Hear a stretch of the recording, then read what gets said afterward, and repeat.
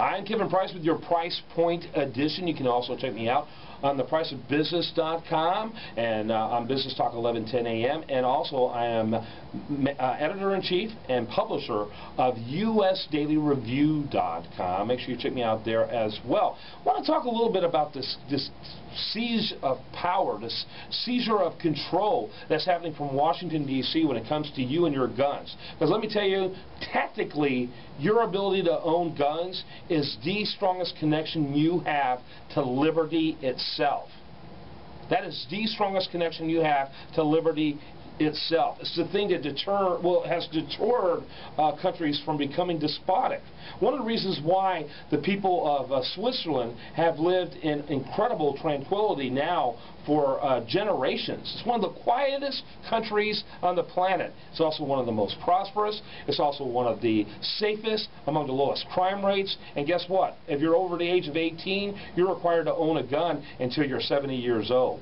That's one of the reasons why it's free. Remember in World War II, we were taught in history class, because historians are really partisans with ideological agendas. We were taught in history class that the reason why Switzerland wasn't attacked was because of the terrain of Switzerland. Guess what? The terrain of Switzerland is exactly like Austria's terrain.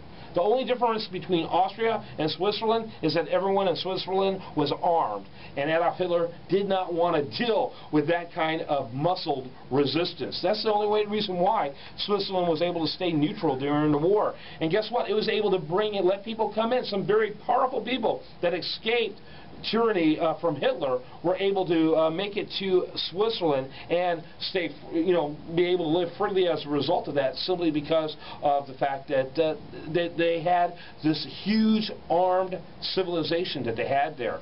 Now, what we've got going on now in this country is a power grab for guns. You've got a President of the United States threatening to use executive orders to take our guns away.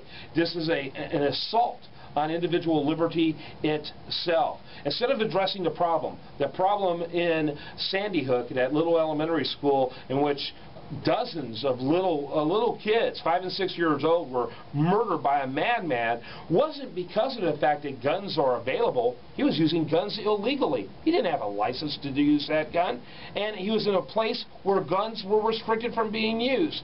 It was because of the fact that things like a gun-free zone are actually a written invitation to individuals who are evil, who are criminal, to come and use your gun. You notice that's about the only place these large killings takes place are in gun-free zones. To the criminal mind, they're like, who cares? This is my perfect place to go and perpetuate a crime. I'm beginning to argue, in fact I am arguing this, we have got to eliminate gun-free zones. We can't advertise ourselves as that.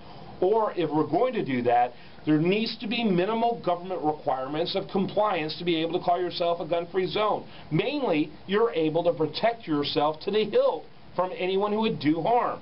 This means you need to have a minimal number of armed guards at any facility, and these are police-trained armed guards in any facility that wants to call itself a gun-free zone. You might have to have protocols with locked doors that are buzzed for individuals to be able to go through.